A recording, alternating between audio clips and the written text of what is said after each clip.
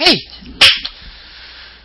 Doing the last game a bit early today because you guys, if you're trying to follow through me, you probably really want to know what happened.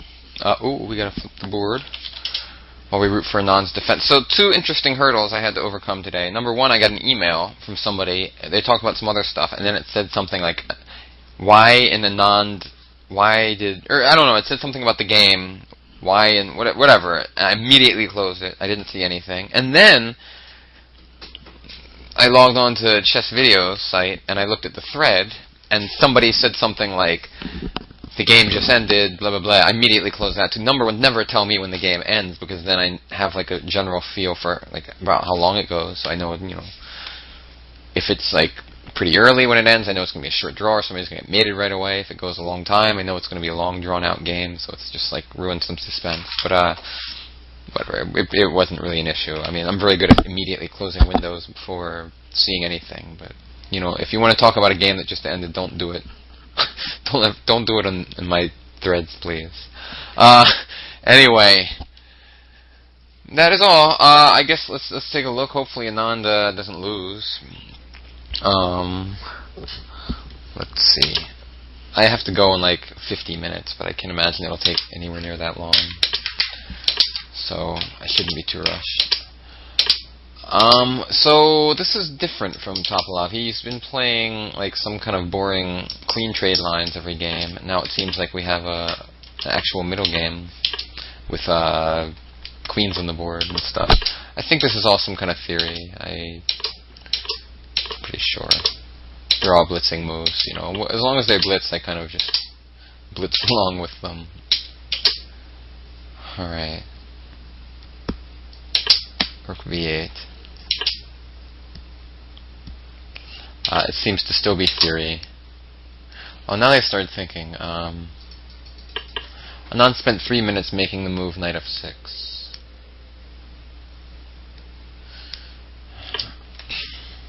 I mean, generally the position seems okay for black. Black's gonna get a weak pawn on c5. Well, like for instance, after pawn takes pawn, we already saw. I assume he will go. By the way, there's somebody playing really nice jazz music outside my window, which is very distracting, but it's also very nice. I mean, also, it does look a little better for white because, for instance, just b3, and this pawn's weak, and, bishop versus knight, but it doesn't really mean so much. I guess we can do this, but maybe just some move like this, and the pawn on c5 is weak. Just is.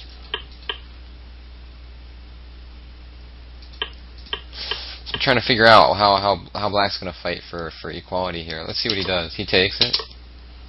I assume he's going to take back. I guess he can go bishop b7 first, but alright. But now after b3, I mean, to me, white just looks a touch better with no real losing chances. I mean, we just get to pile up on that pawn. Oh, queen c2 even.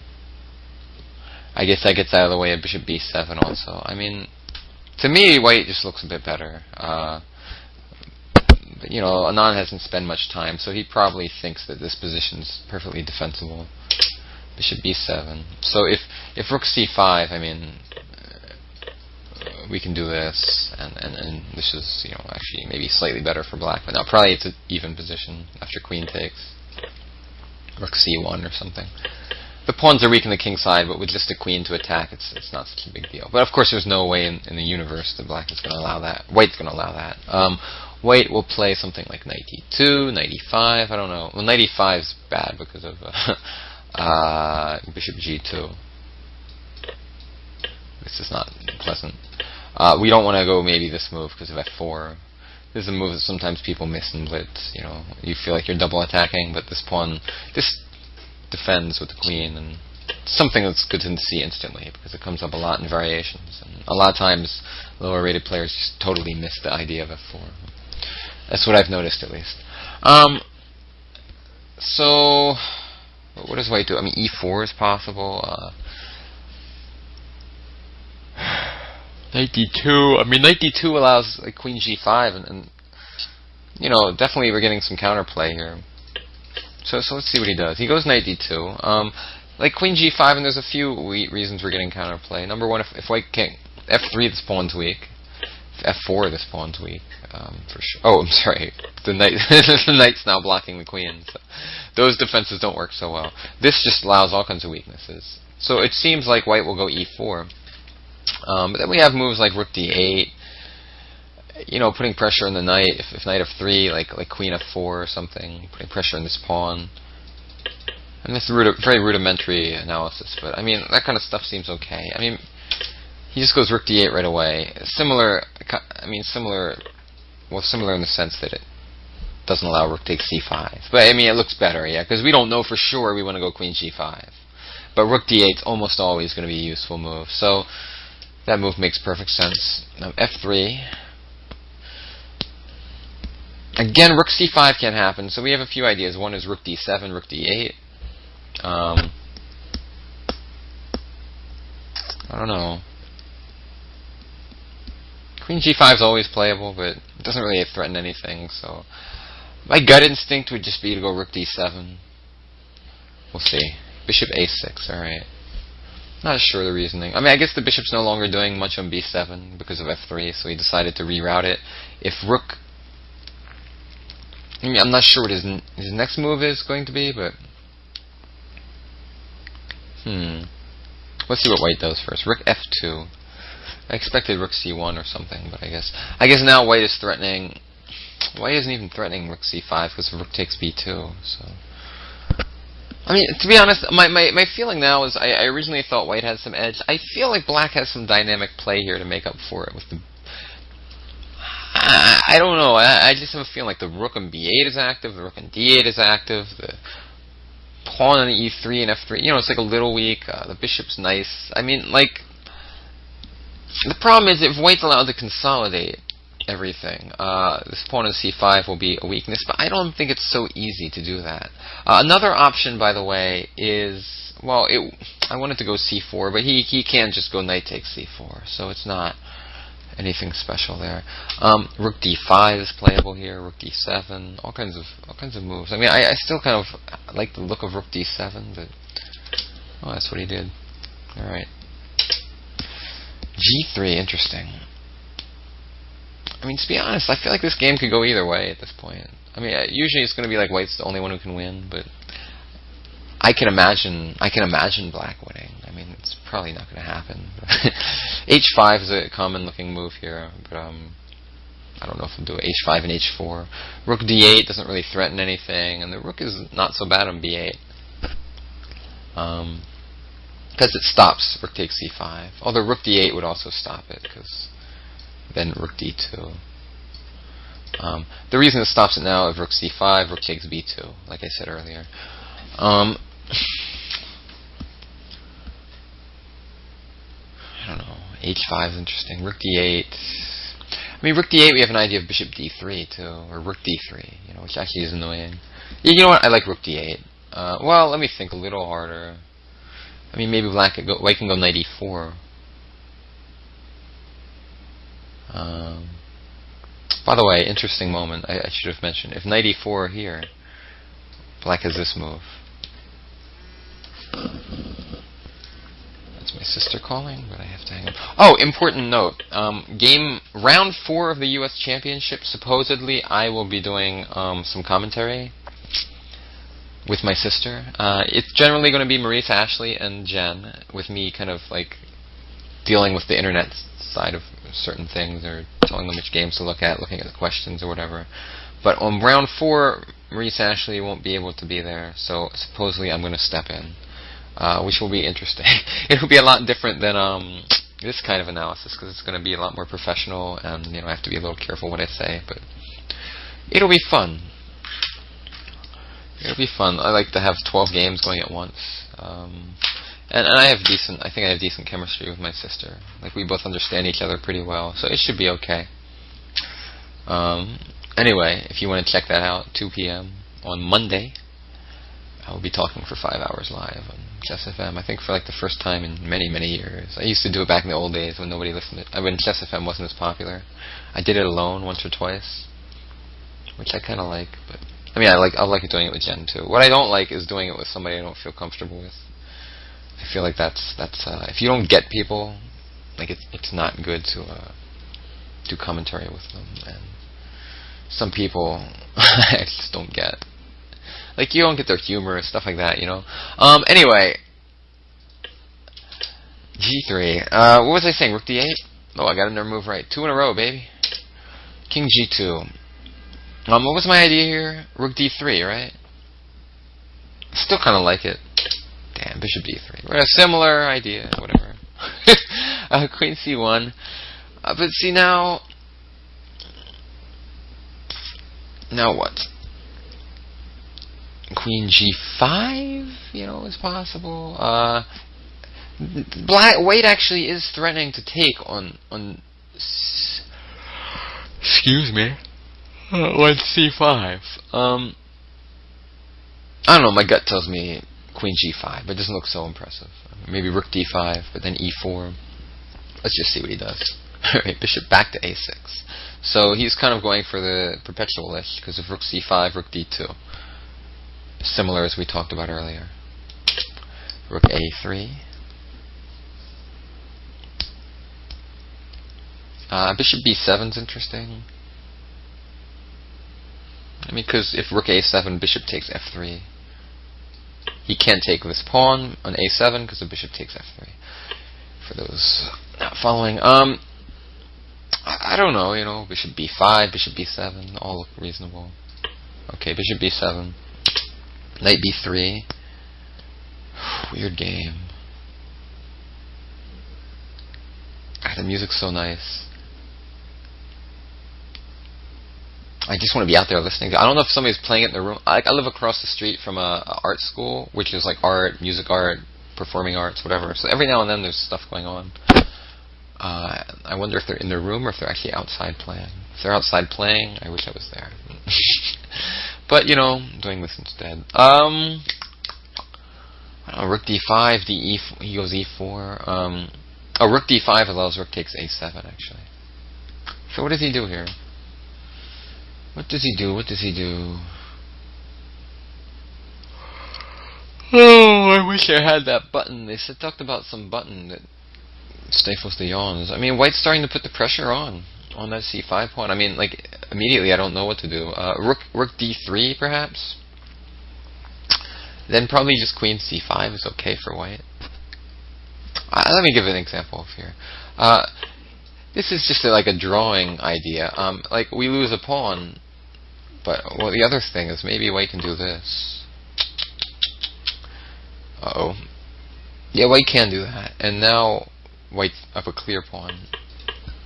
Because if they take this, then we move the bishop, and alright, White's up a pawn, but it's like a joke pawn. It's probably Black might even. I mean, Black's doing fine here.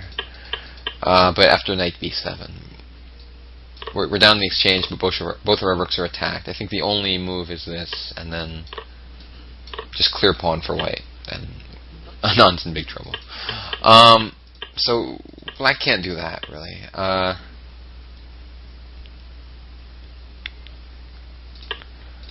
So how do we hold on to this pawn here? Rook D5 again. E4 is kind of a pain in the butt. We're gonna do this. Doesn't look right with our rook over there. Also, Rook takes A7 now works. Rook A7 worked immediately after Rook D5 too. Rook C7 just looks kind of passive. I mean, maybe it's the best move because Rook C2, at least the F3 pawn, there's maybe some tricks like Queen F3 attack, F6 attacks it. I don't know. I mean, if you had to press me, I would say Rook C8 actually, not Rook C7, because this Rook's already doing something with the A pawn. The Rook here is not doing as much, so I would say Rook C8. Alright, Rook C7, I was wrong. Oh, okay. I mean, on the other hand, this Rook's now free to move up with... Well, I don't know. I don't know the reason.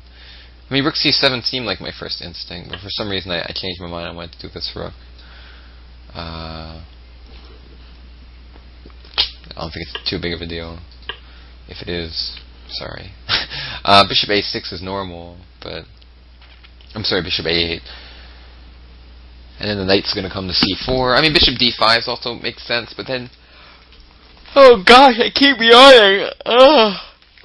White has E4. I hope we have these yawn buttons in St. Louis when I have to do commentary.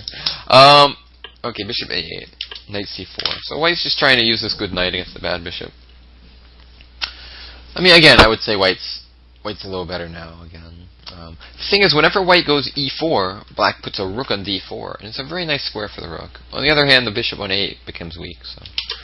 e5. Okay, that makes a lot of sense, because we want to go e4. And if white goes e4, we stick a rook on d4. So, beautiful. And now we have a move like, I guess... You know, something like rook d4. Am I lagging? Because I asked to make a move, and I am lagging. Alright. Forgive me for my lag. What's going on? I'm trying to open Explorer. Alright, well... Alright, everything's working now. So... F5. Beautiful. Go get him, Tiger. I mean, this seemed like a standard kind of move, but maybe it's just pretty looking, but it doesn't do anything after, like, whatever, any kind of move for white. I mean, it doesn't really threaten anything at all, but it just looks pretty. But instead he's going right for it. He wants this bishop to come to life. Hey, you know, I mean, like, I really don't know. I still think all sides have chances here. That bishop could be strong, you know. And now e4, for example. I mean, I assume e4 is his idea. Okay. Sorry, I should have mentioned that before. I mean, it's tricky stuff here, man. Look at that. Ooh. I mean, just look at it. The pieces, black's pieces are really coming to life. You know, I'm starting to think Anand has real chances to win this. I guess if queen e4, I mean, what the hell is he going to do? He's going to go rook f3 and just sack the exchange? I mean, king h3 just looks like rook d4. I mean, king h3 looks really risky, but maybe that's what he's going to do. Let me just demonstrate. I mean, jeez, man. Rook f4. But then queen g2. It just looks like a nightmare, man. This bishop, man. I was wrong when I said white was slightly better. I think suddenly Anand is about to give old Topalov a lesson how to win with black. King h3, my god. Really thinks he can do this. If rook d4, what am I missing? It's really hard to believe. This is okay. Rook d4 is the obvious move. Let's see, you know, because we're threatening mate in one with queen g4. Other options are h5. I don't really see too much else. Let's see what he does. Rook d4, okay. Rook f4 seems like really crazy after queen g2. I mean, maybe the king can live up here, but we're going to have a fun game to look at if that happens, let me tell you.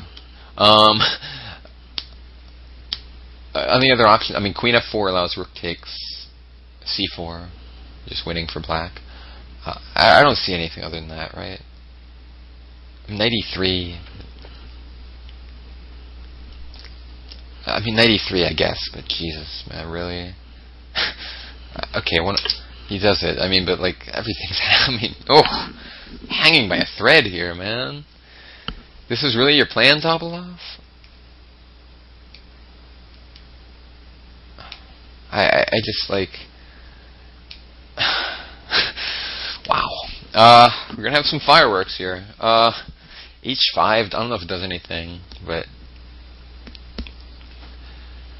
Let's see, some attacking idea. C4, C3.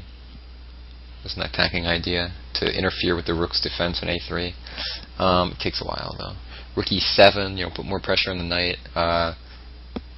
Okay, well, white's next move is almost certainly rook to F4. Because we're no longer threatening queen G2 also. And that trades some things off. So let's see, how do we increase this pressure? G5 is a move I look at. I don't think it does... Well, I mean, like... Let me tell you why I look at this move. Because it stops rook f4, and if takes like queen e6. I mean, you know, it looks very risky. But I mean, the only move here for white is actually we can put it something on f5. I'm just saying it's an option. It may not be any good. I mean, it might just be bad, but it's something I would look at just to stop rook f4.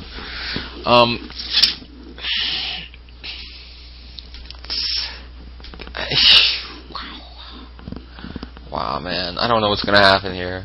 somebody's going to win or it's going to be a draw. I just don't know. All three results are possible. I mean, I feel like it's like Anand should be better for black, even though we're down a pawn. It's just like the king on h3, the bishop on a8, the pieces are all attacking. But, you know, let's see what his next move is. Queen to e8. Very, very nice. I didn't consider it, but hey, it's something I should have considered. It's rerouting the queen to the beautiful h5 square, threatening mate. And what the hell, man? What's he going to do? I mean, g4 is the first thing I see. I mean, it might be the only move that doesn't get mated brutally. I think g4 is the only move. But and then the rook comes in front of the queen, like rook e7. I mean, let's see, g4. Man, Nan's gonna kick his ass. Ooh, baby. I mean, we see it. It's got to come, right? How's he gonna not win this position? H5 is playable. I mean, so many good moves. Let's just see what Anand does. H5. He does an H5. White has to do G5, I guess, and then Queen E4, and it's nightmare time. Wow, man. I really feel like White's getting ripped apart here. Let's just see. No, man. Topalov. It's not. This is not how you become world champion. Walking your king up to h4 in the middle game. This is not how you do it. Let me tell you something. Anand's going to win. I've said this before, and I was wrong. But my goodness, I mean, let me tell you all the different methods. Just so many attacking. It's too many. I don't even want to think about them because I know there's like a billion different ideas. Let's just see what Anand does. G5. Okay. I mean, I was gonna that's one of them. It opens up this rook sometimes. I mean, it opens up like for instance in these lines, there's no f6 blocking, so it's like if pawn takes, this is like it's like somehow bad, you know. Like wait, I assume it's some idea like that. Or queen d8 maybe. Actually, why? I'm a little confused by this move right away. Alright, I mean, if king takes, obviously, like, rook comes out and bad things happen. So pawn en passant is the only thing we need to really talk about here, I think. And he's probably going to make some move. Oh, just queen takes. Alright. Like, enjoy this. Topalov. Alright, so let's see what he did. He played en passant. Queen takes is one move. It looks like the most obvious move to me. He may have something else. I don't know. Okay, he goes queen takes. We're threatening now. Rook g4, knight takes g4, queen takes g4. Checkmate. This is really brutal. I don't know how he's going to survive this. Queen f1. Isn't that just... What, you're going to go king h3? Seriously?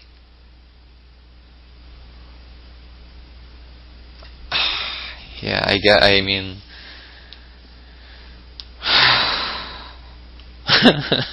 I don't know what to say. I mean, it looks like a nightmare. I mean... I would say, like, this move is interesting, because if this rook takes, we can go rook g3, and if pawn takes, queen takes, and if king here, queen g5. I still think it's a nightmare for black. Maybe it's something better than rook g4, but I assume he's going to go rook g4. Okay, he does. King h3. I like rook g7. I think this rook g3 is really hard to meet, and it opens up another piece to the attack. And this rook f8 doesn't work. So he goes rook e7 instead. Similar concept, like if takes, we have this little motif, and it's forced checkmate. That would be cool, double stacking the rooks. But I mean, obviously Topalov's not going to fall for that. I still like rook g7 somehow. It just looks safer, but I'm sure this is okay. All right. What is so white can't take on a8 like we discussed. What is he doing, by the way? I just like feel like suddenly he's making weird moves. Like why put the king on g7 instead of h7? Or You know, it looks so nice and cozy over there. King G7, why allow knight F5? I mean, maybe it just doesn't do anything. It probably doesn't. I mean, probably... I'm just a little scared. Like maybe we can... Okay, first of all, we can take, but then knight E7, weird stuff happens, maybe. If we do this, I assume there's going to be some, like, forced mate somewhere. Rook H4 again, mate. Alright. So my gut tells me just King H7. Am I missing anything? I don't know. Okay, he goes King H7. What is white going to do? I just don't... Oh, can he take on A8 now? Still, Rook H4, followed by Queen G4 checkmate. Rook G3. I mean, I still feel like... this. I don't know why he went King G7 first. I mean, maybe I have to look at it closer. I just feel like white suddenly has got some pieces into the defense. I'm a little confused by it all. I don't like what happened. I don't like it at all. First, I like Rook G7. I didn't know where we're gonna stop. Rook G3. Okay, Rook E7 makes a lot of sense actually, but why not go here? Why let the knight move with tempo and bring the rook into the defense? You know, like, I mean, maybe. Oh, I'm sorry, Queen F5. Oh, now it all no, but then we take. It's checkmate. See, even Queen F5 is not possible. I don't know, man. We don't have all day here. I'll look it up after the game. Holy crap, man! What a freaking crazy game. King H7, Rook's at G3, and now what? I mean, this is like a pain now. Unless maybe I'm missing something obvious. Maybe it's just some quick mate or something. But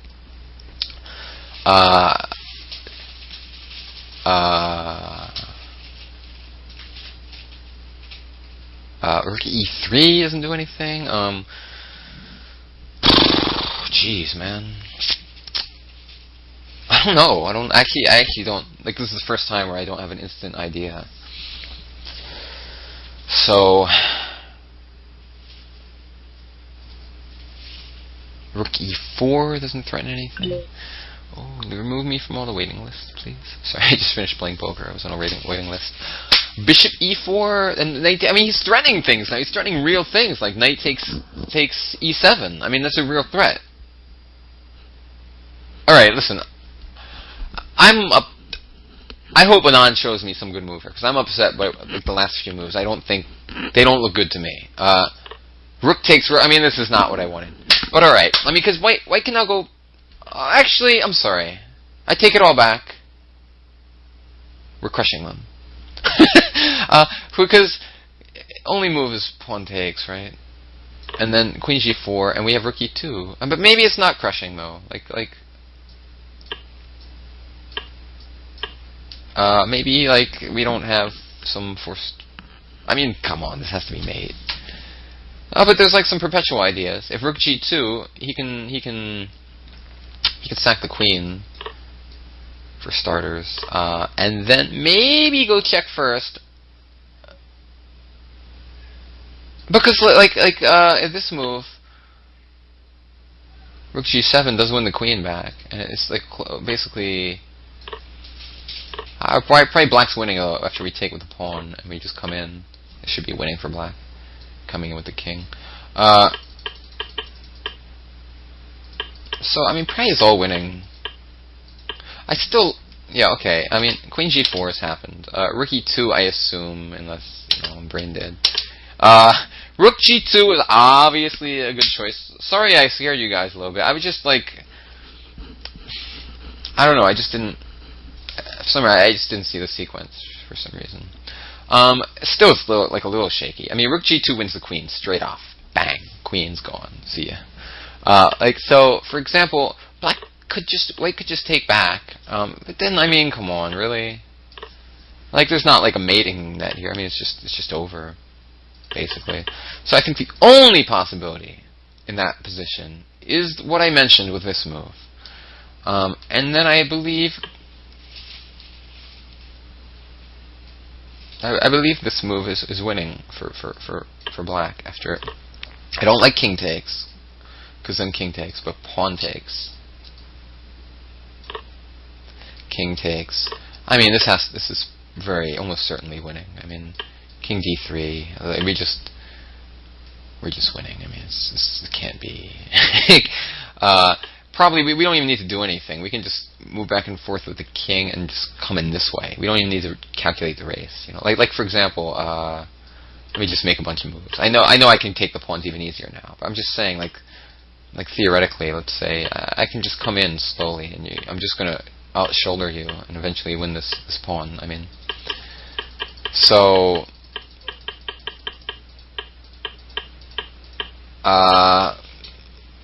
So that's what he does, rook g2. I mean, Anand's going to win with black unless... Oh, he just takes it. I mean, come on. He's going to lose, man. Queen e2. Wow, man, what a choke job by Anand. I guess queen b2.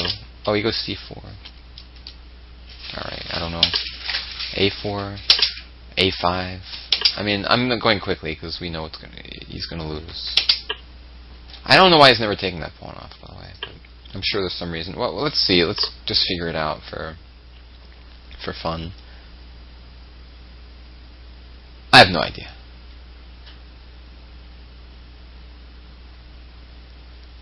I don't know. I think he could take it, but for whatever reason he doesn't. He goes king g8. I hope someday he gets his rooks like double attacked. I don't see how to do it. Why didn't we ever take the pawn and b? What did they miss? Like, really? Like, now the pawn's defended? Is this really, like, necessary? Oh, wait. No, we don't win that way. I'm trying to win his rook, but I can't figure out a way to do it. Like, if this move, he can't go to here because of queen f2. He can go here, queen h1, and this is somehow queen here, knight f5, check. If queen c1, king takes h5. I'm really confused by the issues here. I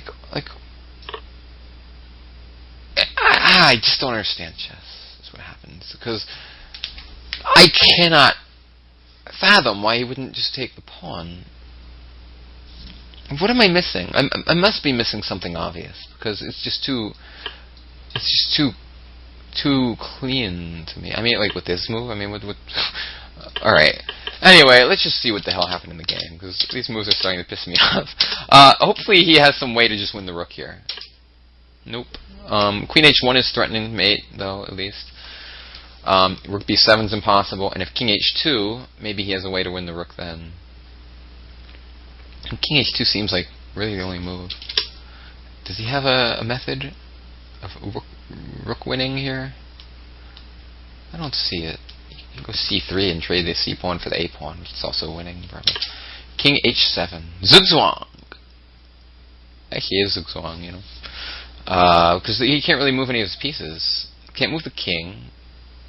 Yeah, Zugzwang, baby. I love Zugzwang. This is the second time we had Zugzwang in this match. Knight can't... I mean, this knight, if he leaves it undefended, I'm sure he'll get it lost somehow. Like queen e2, yeah. This just wins material. Because king h3, queen f1, king g1, queen e3. We lose the knight. The rook can't move because then we take the b pawn, which we could have taken earlier. But worst case, we take the b pawn. So it's just Zugzwang. Rook d6. You see, had to move the rook, and now we can go queen e2 and queen takes pawn, or we can do something else. Somehow, maybe this is even more accurate. I'm just assuming it is. Oh, h4 coming. Oh baby. Now queen e2. I mean, we gotta win this knight somehow. Or queen b2 also. Brutal, man. Topalov. How does it feel? With the white pieces, man. Like c3 or something. I don't know. Alright, I mean, I guess he resigned. Owned. And Anand is the champion. Sorry, it's funny. Let's take a look. I want to see what this guy was saying to me on the site. Was he breaking? Hey, he gave a freaking motherfucker. They should ban this guy from my forum. Asshole. Whoever this guy is, don't ever comment in my videos again. He left a damn spoiler, and good thing I closed it right away. He wrote 12th game finished. I closed it instantly, and it said, and not with a draw. We have a champion, but who is he? You already know or not? I'm gonna delete this shit.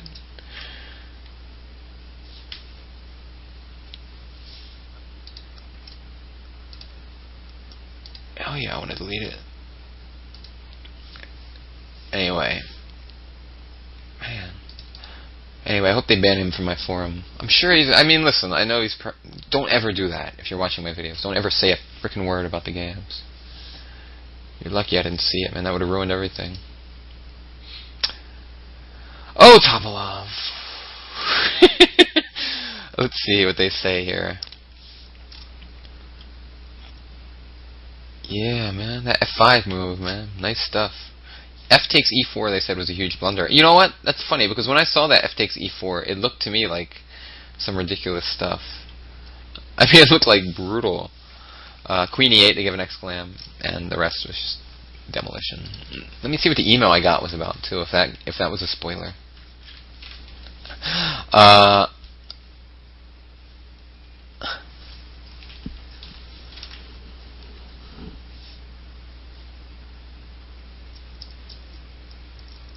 What?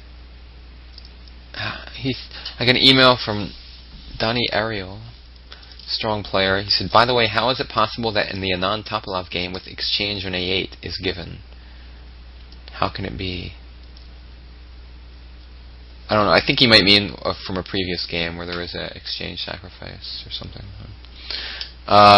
Anyway. So, yeah. Anand is the winner. Like I said all along. Topalov jokes. It's too bad. Topalov plays alright, but somehow, man, I'm still bitter at him with all that Danilov stuff. You know, the company he keeps, man, he needs to get rid of that guy. You know, you can't just have a henchman doing all your dirty work for you and claim to be innocent of it. You know, it's nonsense. That guy's basically Topalov's manager. He's Topalov's right arm, and he's doing all his dirty work for him. I don't know, man. I just don't like it. So, the good guy wins. The evil, nefarious villain loses. I'm surprised he didn't find a way to accuse Anand of cheating. That's Anand, man. Nobody would ever accuse him of anything wrong, I think. That guy is just like beyond reproach. And he is now the world champion, and he will be playing, hopefully, Carlsen sometime in a big showdown. But, you know, these guys are a very close match. I mean, it could have gone either way, honestly. They could play again. It could go the opposite way. You know, these guys are just so close.